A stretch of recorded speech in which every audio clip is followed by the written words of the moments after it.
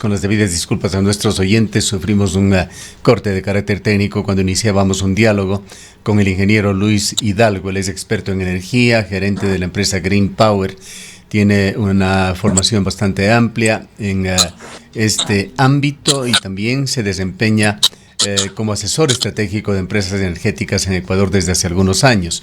Su formación la complementó con un MBA en Barcelona y estudios de cargo, management en Escocia. Recientemente había hablado sobre el tema de las esferas de gas en la ciudad de Cuenca y no sé, ingeniero Hidalgo, si pudo escuchar las inquietudes que nos llevaban en esta mañana a invitarle nuevamente para hablar con usted y tratar de conocer e interpretar una serie de hechos que están dándose con el sistema de generación y distribución de energía eléctrica en el país. Ante todo, vamos con los antecedentes que usted tiene. Muy buenos días.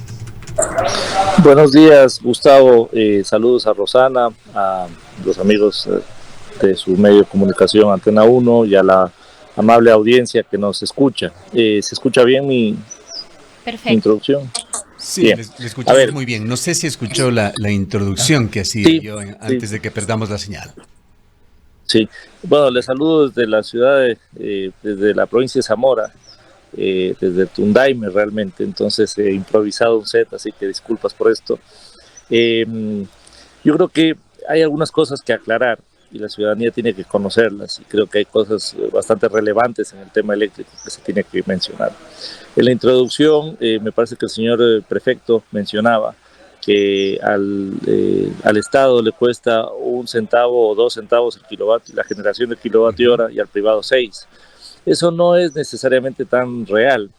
Lamentablemente, el sector eléctrico manejado por el Estado, que además tiene el 95% de la generación eléctrica del país, no considera costos de amortización. Eso realmente lo que significa es que no considera un retorno de inversión dentro de su análisis financiero, y esto es un error que provoca justamente que el señor prefecto y otras autoridades visualicen los números que les presentan, que obviamente no contemplan costos de retorno de inversión. Como usted sabe, pues, evidentemente el inversionista público-privado debería considerar un retorno de inversión para que se justifique el proyecto, en este caso una nueva hidroeléctrica. Así es, y permítame un breve paréntesis aquí, es lo mismo que sucede con el tranvía Cuenca hace muy pocos días, aunque poco tiene que ver con lo que estamos hablando, pero hace muy pocos días se daban cifras que son totalmente disuasivas en cuanto a la realidad económica de un proyecto, pues así se maneja con frecuencia las cosas en el sector público.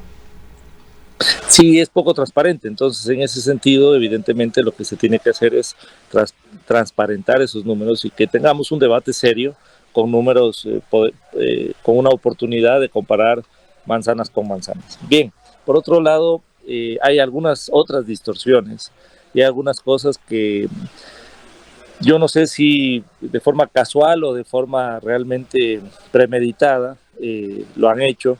Pero, por ejemplo, hay un subsidio eléctrico al sector industrial que debería haber beneficiado a todos los industriales, que lamentablemente solo benefició a un pequeño número de grandes industriales, grandes mineros, grandes petroleros, que sobrepasa los 100 millones de dólares, a no más de 120, 150 empresas.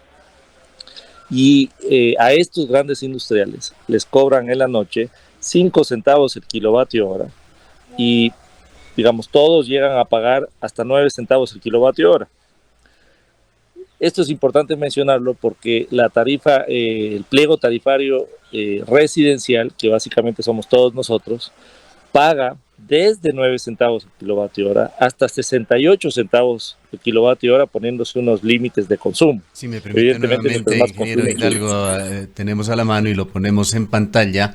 Estas son las tarifas para la empresa eléctrica regional Centro Sur, empresa sobre la cual vamos a hablar. Esto es lo que pagamos los cuencanos. Aquí está en pantalla el pliego tarifario que respalda lo que usted señala. Para nivel de voltaje dice entre 1 y 50, empieza con 9,10 centavos kilovatio hora y llega a niveles superiores de hasta 68 centavos del kilovatio hora. Exactamente. Y los industriales, mineros y petroleros no tienen límite de consumo. Como les decía, digamos, prácticamente todos los industriales, mineros y petroleros pagan 9 centavos el kilovatio hora, y en las noches y fines de semana pagan 5 centavos el kilovatio hora. Esto es alarmante porque no trabajan todos en las noches, sino solo los grandes industriales, mineros y petroleros, y pagan estos 5 centavos. Pero fíjese usted que hay un comparativo interesante. Si usted compara de toda la población la tarifa de la dignidad, que es obviamente a las personas económicamente más vulnerables, más toda la población de temas de ancianatos y gente obviamente de tercera edad, más toda la población de discapacitados, que algunos exministros están en esa lista, esto digamos no deberían estarlo, pero bueno, se han incluido en esa lista. El Estado ecuatoriano da un subsidio total a todos ellos de 80 millones de dólares, y a 150 grandes empresas le da 100 millones de dólares de subsidio.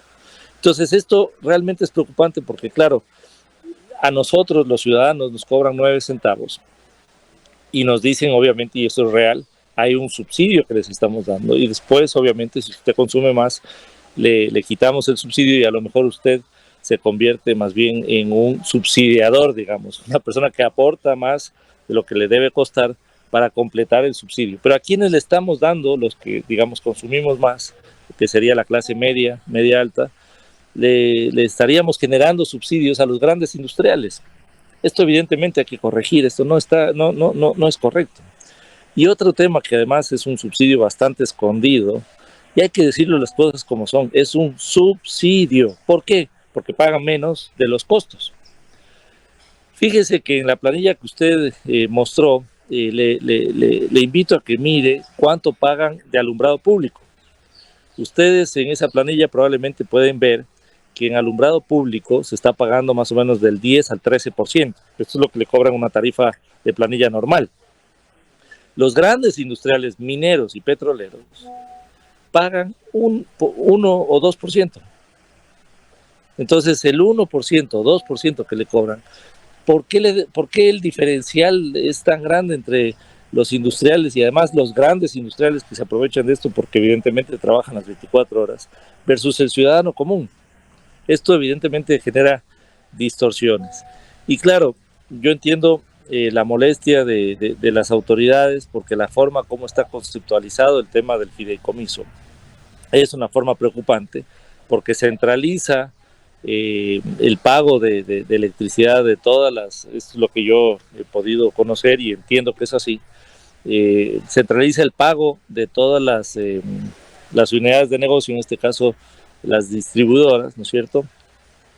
Y a partir de ahí absorbe el dinero que se tiene que pagar a los privados y después devuelve el dinero restante, y esto ahora, evidentemente pone en riesgo otros servicios. Si me permite, entendemos que estos cambios se hicieron en el gobierno de Lenín Moreno, pero tenían una intención positiva, el de alguna manera aprovechar energía en horas de la noche, que no sé, usted nos dirá, usted es el técnico, si es que se puede acumular o la energía que se produce en la noche se pierde si es que no se consume. Es decir, se entendía que esa tarifa preferencial de la noche era para aplanar la curva de la demanda, tenía que ver con la eficiencia del sector eléctrico. Aclárenos por favor ese punto.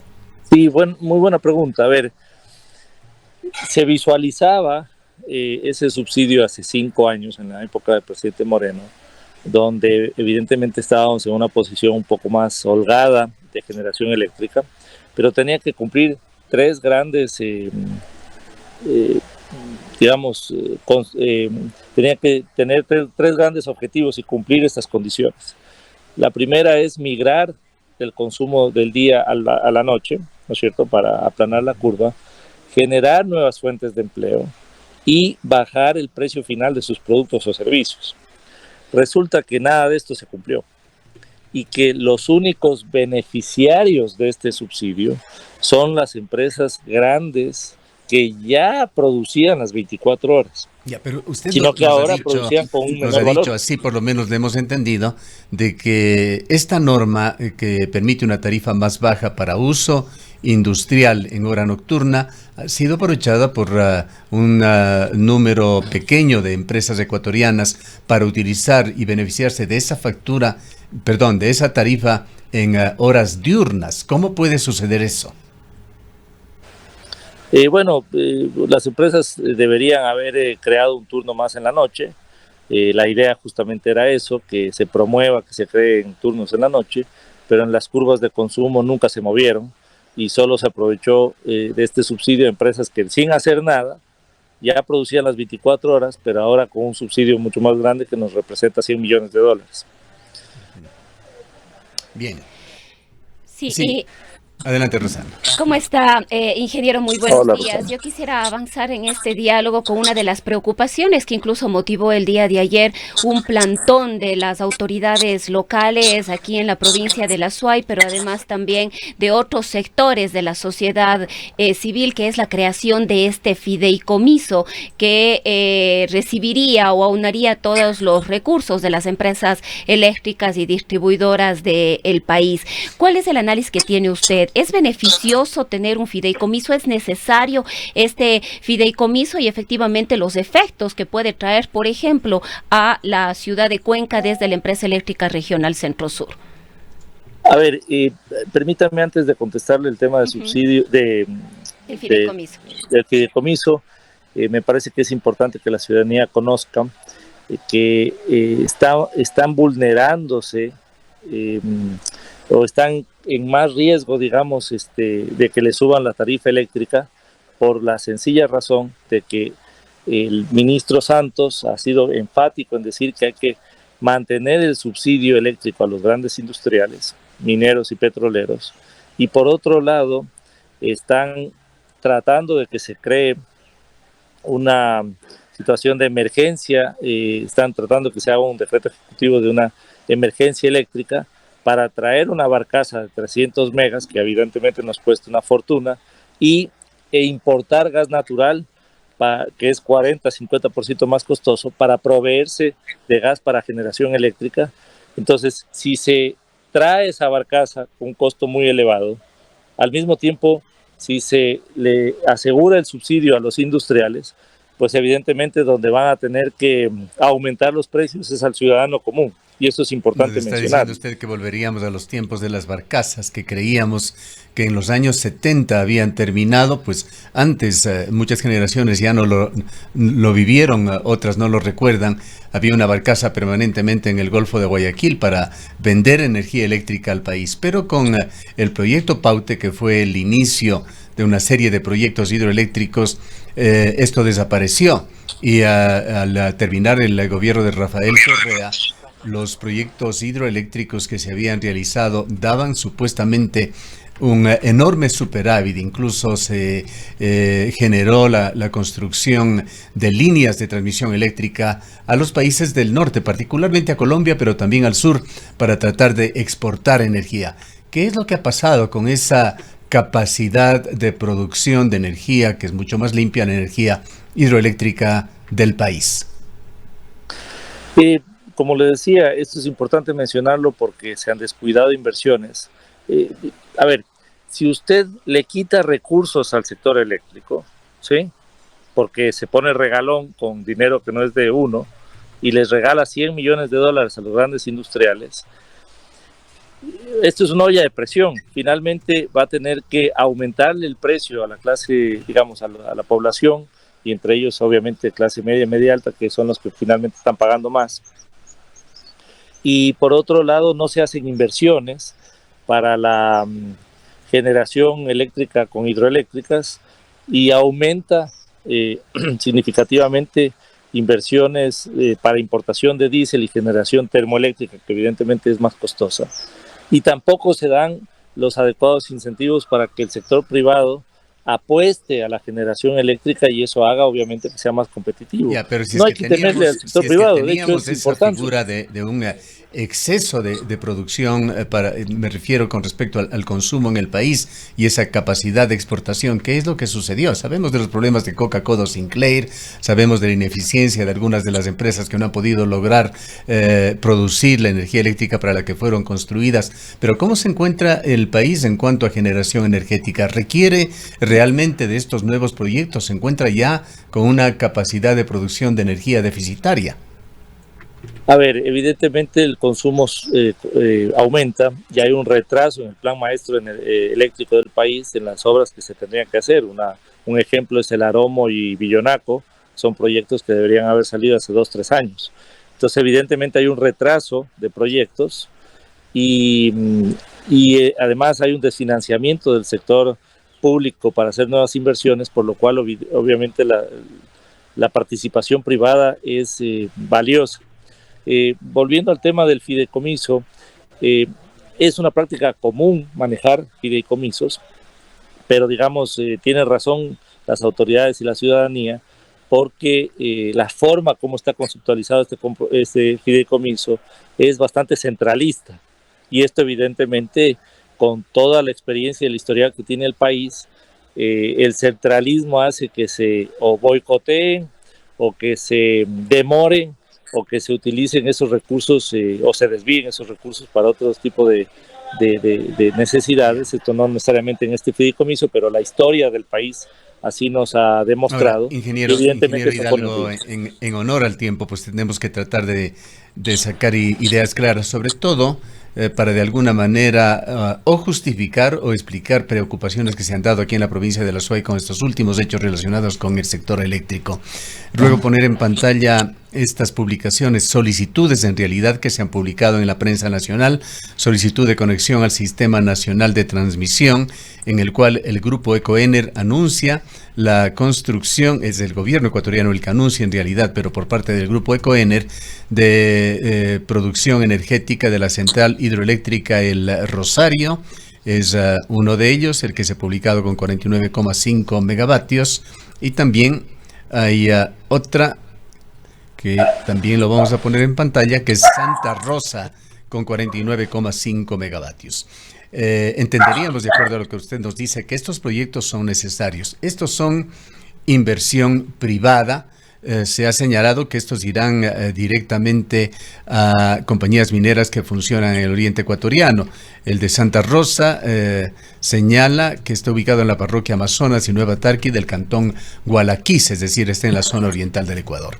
Explíquenos sobre la necesidad de estos proyectos, además la necesidad de que sean proyectos de carácter privado, e imaginamos que estas o este tipo de razones son las que justifican para el gobierno nacional, para el Ministerio de Energía, la conformación de ese fideicomiso para controlar centralizadamente el producto de la venta de energía.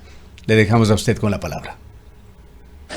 A ver, es muy importante en el tema energético en general la diversificación de fuentes, de inversiones y de tipos de energías. Es muy importante. El país debe abrirse a que tanto el sector público como privado y otros actores inviertan en energía. Mientras más robustez de energía y mientras mayor competitividad en la generación eléctrica es lo adecuado, es lo que funciona en el mundo.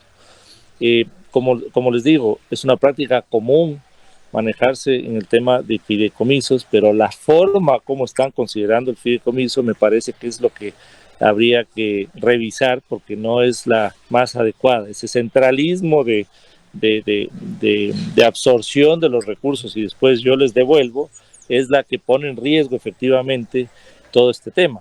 Ahora, permítame, ingeniero Hidalgo, y aquí nuestra misión es justamente ser defensores del diablo. Yo quisiera refrescarle, usted que es un experto de energía, lo que sucedió en el país con mayor o con economía liberal más activa en el mundo, los Estados Unidos.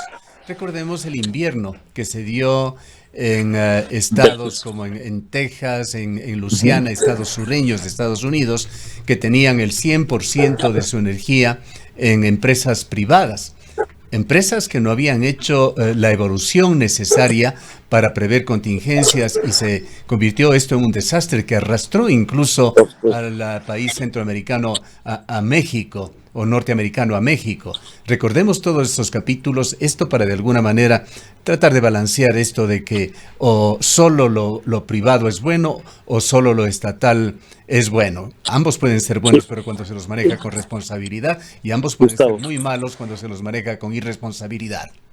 Gustavo, vuelvo a comentar esto. Diversificación de fuentes. evidentemente la pública tiene un rol importante que cumplir. Y estamos hablando de que no hay un balance en el Ecuador porque la generación pública maneja el 95% de la generación del país. ¿Qué es lo que yo quiero, aportar en este criterio? Si usted en la generación pública, el 95% que la maneja el Estado ecuatoriano, le desfinancia, porque además se pone el regalón y le regala $100 millones a grandes industriales, mineros y petroleros, esos $100 millones que no hay magia, le faltan, hace que le quite recursos justamente a la empresa pública, y la empresa pública no tenga recursos para hacer más inversiones. Pero si además tampoco incentiva las inversiones privadas, lo único que va a pasar es que necesitemos más termogeneración, más barcazas y más generación eléctrica mucho más costosa. Y esto hace es una espiral del fracaso y de la ruina, porque lo que hace es finalmente se porta generoso, se porta regalón con determinados grupos económicos, pero como no le alcanza para hacer inversiones y no promueve las inversiones privadas, tiene que importar diésel para generación eléctrica, obviamente más costosa. Ya. Ahora, de nuestro punto de vista, ¿está usted de acuerdo o no con este fideicomiso que está configurando el Ministerio de Energía? Bueno, primero tenemos un ministro que tiene cero credibilidad, porque como le digo, en todos los ámbitos de su gestión, lo único que ha crecido en este país en la gestión del ministro Santos, y lo digo categóricamente, es la importación de combustibles. Segundo, me parece que también es oportuno considerar que ya un gobierno absolutamente desgastado que está de salida debería dejar que esto se considere para un nuevo gobierno. Y lo tercero es que yo insisto en que la forma como se está planteando el fideicomiso, un fideicomiso en general no es algo que deberíamos verlo como algo malo, porque evidentemente respalda cierto tipo de transacciones, pero la forma como se está conceptualizando el fideicomiso debería ser revisada. Si se absorben todos los recursos al Estado central o algún ente central y después se los devuelve, eso evidentemente les genera una vulnerabilidad que se debería considerar. Pero yo no le temería a un fideicomiso per se. Ahora, quizás uno de los temas precisamente que preocupa, porque además la experiencia sí lo ha demostrado a lo largo de los años, es que cuando los recursos van al Estado central, el tiempo que tarda en las devoluciones es extremadamente extenso y eso definitivamente perjudica el desarrollo de lo local respecto de la necesidad urgente y apremiante que muchos de los casos tiene de estos recursos. Aquí se ha hablado inclusive de que la empresa municipal de aseo de Cuenca, que percibe los recursos de lo que nosotros pagamos en la tarifa, que es el 80% del presupuesto, podría quebrar. Es decir, este fideicomiso podría poner en riesgo una serie de otras actividades.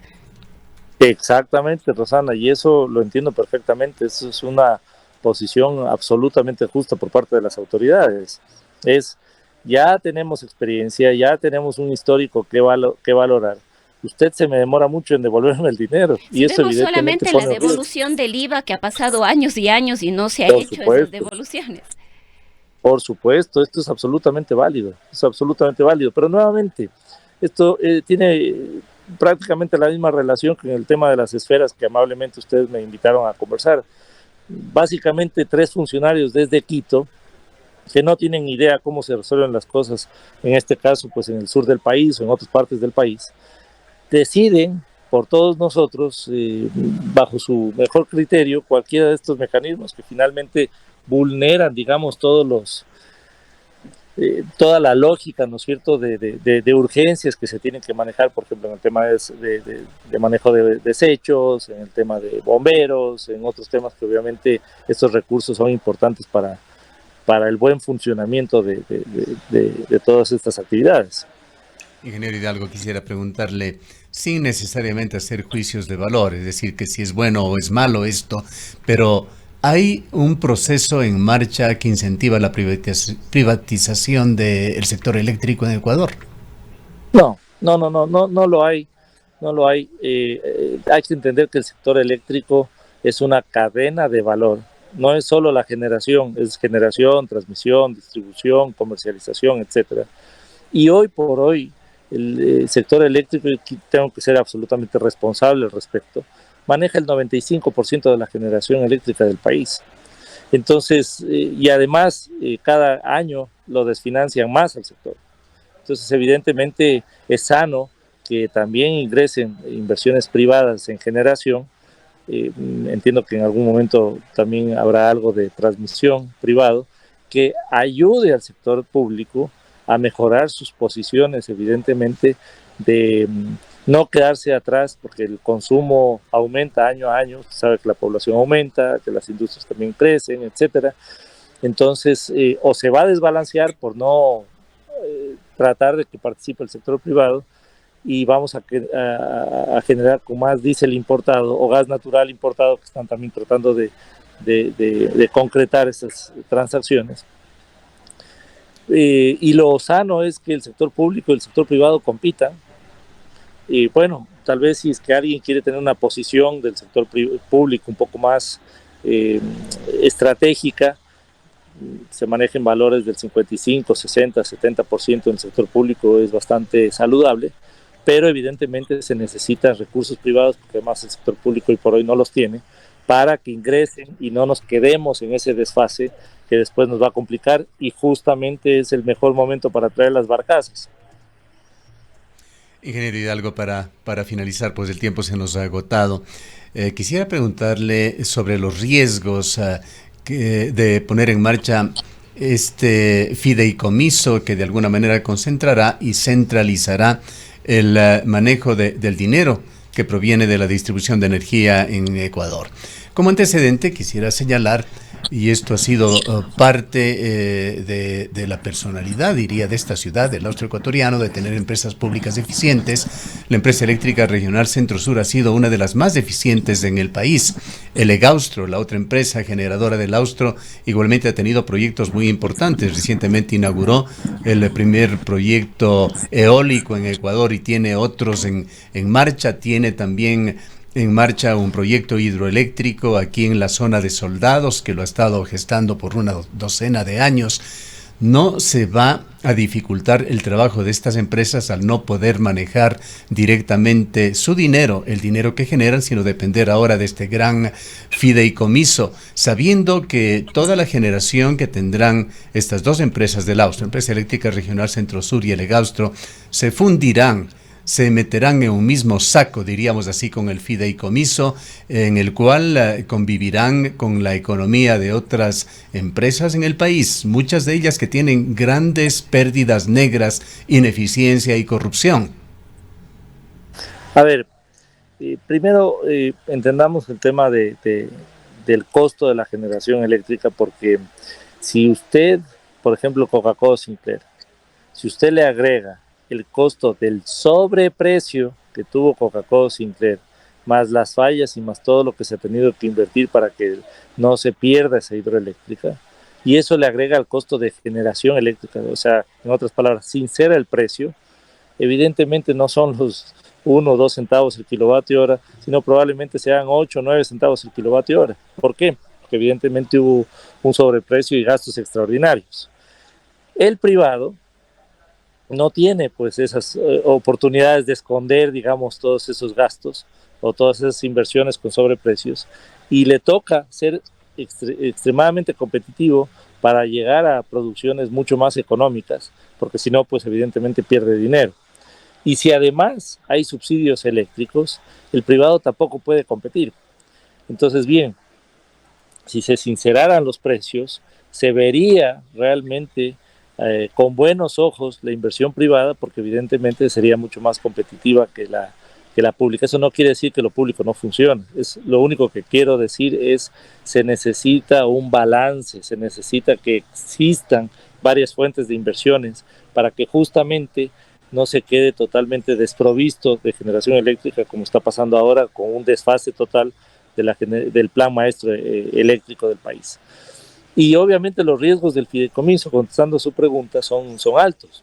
¿Por qué? Porque si se quiere centralizar los recursos, evidentemente tienen toda la razón las autoridades locales de sentir vulnerabilidad por demoras de pagos. Cuando hay demoras de pago siempre hay el favor de alguien que le firma el cheque. Claro, y allí está el detalle, además de servicios muy importantes de esta ciudad que están indexados. Por supuesto. Y se los cobra con la tarifa eléctrica, la recolección de basura, el funcionamiento del cuerpo de bomberos en 2 casos. Pues mire, el sector público con esta clase de mecanismos crea favores para justamente dar favores, y ya sabemos qué traen estos favores detrás. Entonces, claro, centralizan, disminuye el flujo correcto de recursos para que obviamente los servicios no paralicen o no se queden desprovistos, no crezcan, y esto evidentemente es algo que se debe mirar y se debe corregir. Es correctísima, es muy adecuada la posición de las autoridades, y claro, entiendo que desde el gobierno del ministro Santos, con su forma de ser, evidentemente ya amenaza a las autoridades, está cambiando autoridades rápidamente y quiere cerrar esto en 2 o 3 meses para evidentemente ya dejar totalmente cerrado este capítulo, y dejan vulnerable pues a la población, que es la que finalmente se va a ver afectada por esto. Bien, gracias ingeniero Hidalgo por habernos atendido. Un placer, encantado. Saludos Gustavo, Rosana. Declaraciones del ingeniero Luis Hidalgo, experto en energía, gerente de Green Power. Son las 8:06.